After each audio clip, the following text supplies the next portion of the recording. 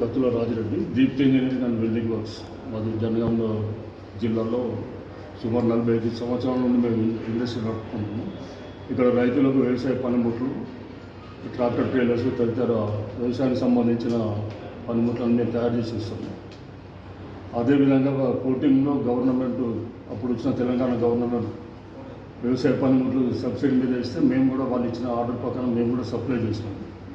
14, 15, 16, 17, 18 దాకా మేము సప్లై చేసాం. 15, 16 రావాల్సిన బిల్లులో మాకు 5,25,500 రూపాయలు ట్రెజరీ చెక్ ఇచ్చారు. అప్పుడు ఉన్న డిఏఓ గారు వీరు నాయక్ గారు. దాన్ని మళ్ళీ మాకు అకౌంట్లో చెక్ పాస్ కాలేదు, ట్రెజరీలో చెక్ పాస్ కాలేదు. పోయి ఎన్నిసార్లు అడిగినా దాని మీద వాళ్ళకి రెస్పాన్స్ రాలేదు. మేము కోర్టు ద్వారా సమాధానం పోర్టల్ ఉంది సెంట్రల్ గవర్నమెంట్, దాని ద్వారా మేము కోర్టు పోయింది. వాళ్ళు అక్కడ 3 నెలల తర్వాత మాకు రావాల్సిన amount reserve bank of India యొక్క రేట్ ఆఫ్ ఇంట్రెస్ట్ ఏ ఇయర్లో ఎంత ఉందో దాన్ని 3 times కట్టి ఇవ్వాలని అవార్డు ఇచ్చాము. దాన్ని బేస్ చేసుకొని మేము ఇక్కడ అధికారులను కలిసినాము. అయినా కూడా ఇక్కడ రెస్పాండ్ రాకపోతే జిల్లా కోర్టులు ఇచ్చాము. జనగాం జిల్లా కోర్టు, గౌరవ కోర్టు మాకు నిన్న ఆర్డర్ ఇచ్చింది, అటాచ్మెంట్ ఆర్డర్ ఇచ్చింది. దాన్ని పట్టుకొని ఇక్కడికి వచ్చాము.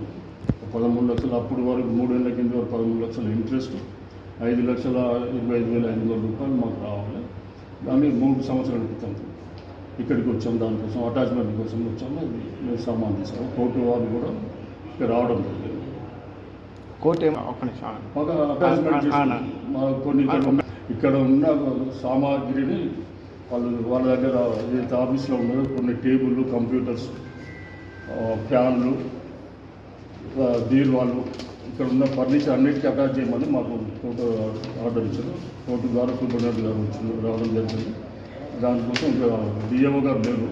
1 అవర్ టైం అడుగుతున్నారు. రాగానే మాకు చెక్ ఇస్తే పర్వాలేదు, మాకు అమౌంట్ ఇస్తే పర్వాలేదు, లేకపోతే మేము మా కోర్టు నిర్ణయం ఇచ్చిన దాని ప్రకారం మేము ముందుకు వెళ్తున్నాం.